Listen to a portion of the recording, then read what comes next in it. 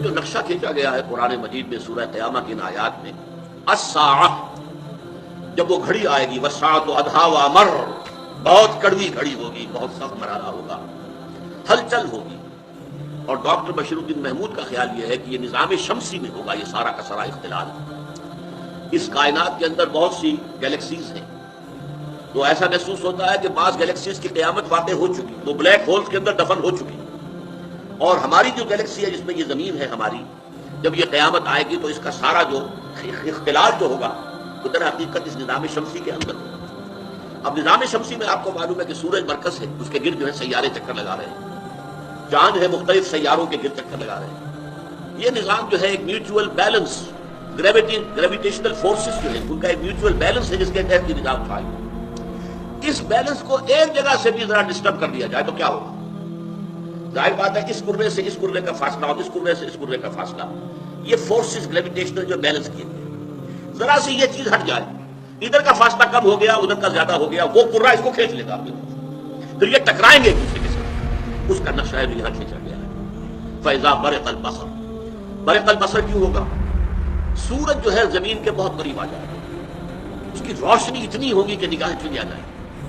اس کو ہمارے ہاں عام روایات میں قیامت کے ذکر میں کہا جاتا ہے سورج سوا نیزے پر ہوگا، یہ عام ہماری روایات ہے، سوا نیزے پر ہوگا، اور اس کی وجہ سے شدید تناغت اور گرمی ہوگی، اور اپنے پسینوں کے اندر لوگ ڈوب رہے ہوں گے، پسینے سمندر کے مانند ہو جائیں گے۔ اس کا قرآن مجید میں کہیں ذکر نہیں ہے، ہو سکتا ہے بعض احادیث میں ذکر ہو، لیکن یہ ہمارے ہاں کی وہ روایات ہیں کہ جو آتی ہے کہ سورج سوا نیزے پر، لیکن قرآن یہ بتا رہا ہے کہ سورج جو ہے چاند کو گھسیٹ کر اور اپنے اندر دفن کر لے گا۔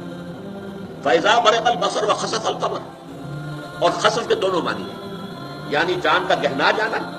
اور چاند کا دھس جانا، زمین دھس جاتی ہے خسف کہتے ہیں اسے۔ خسف القمر وجمع الشمس والقمر، اب یہ سورج اپنی جگہ پر ہے، چاند اپنی جگہ پر ہے، چاند تو صدر حقیقت زمین کے گرد چکر لگا رہا ہے، زمین سورج کے گرد چکر لگا رہے ہیں، لیکن ایسا اختلال کوئی ہوگا اس نظام شمسی کے اندر کہ چاند جو ہے وہ سورج کے اندر دھس جائے گا۔ اب یہ جب کوئی ہوگا تو یہ انسان جو ہے اس دن کہے گا این المفر،